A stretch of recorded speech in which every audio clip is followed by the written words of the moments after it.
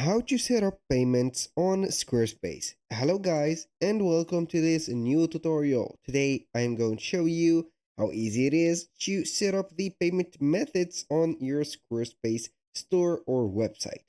All you need to do is to follow up the tutorial from the beginning till the end and you will be good to go. The first thing that you need to do is to head over squarespace.com. Then you only need to sign into the account. So right here we have our account. We're going to head over the account dashboard. So a little disclaimer guys, everything created in this video such as email addresses and accounts are created for the sake of the video. So right here we have the dashboard that we own the website that we have created here on it. So we are going to select one of the websites. For example, I'm going to click on go to this website. If you don't have a website yet, you need to create your website because it will not take a lot of time. Maybe 3 to 4 minutes at max, you are going to get your website. So once you have created your website, you need to add a store to it because this is the most valuable and the most vital point to make it accept the payment methods. So here, as you can see on the menu, we have store products here and a lot of items. These items are set as standard, also as acquired from the beginning, but the store, here products I have added this page, but store, it is going to be here not set from the beginning, but you are going to add it by clicking on products and services on the recent version of a Squarespace, because on the version of 7.1 and 7.0 on Squarespace, it was called e-commerce or commerce. So right here we have products and services. You're going to click on it and then you're going to set up your online store. So here you need to follow up the process or the necessary steps to set up your store, which is going to be adding the product or service. You're going to add, for example, here a physical product as t-shirt or tangible product, a service. You can go ahead and collect payments from a consultation, experience, and etc. You can also here go ahead and collect payment from digital downloads or digital files. And we have the gift card and also custom merch, as you can see here, or print on demand. So you can go ahead and create one of these. For example, I am going to create here a product and name it, for example, shirt. The description, I'm going to put here shirt, or you can go ahead and use the AI from here Squarespace, which is a new feature that is very interesting if you are going to use it. I'm going to stop here the word count and also the generation of the words to this. I'm going only to get this specific description. Now for the images, you're going to, for example, upload from the library. I'm going to add this image and this and that. Go ahead and add the images. So right here, I'm going to add more images.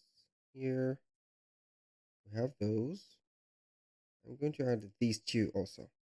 So we have added 3 images. I'm going to set this as thumbnail. Now for the inventory, you are going to set here the product price. So we are going to set it, for example, here $19.99. You can put it on sale here price and put it below that, for example, as for the promotional purposes. The stock, you're going to put it unlimited because you are going to receive a lot of here orders if you are going to set at the right campaign.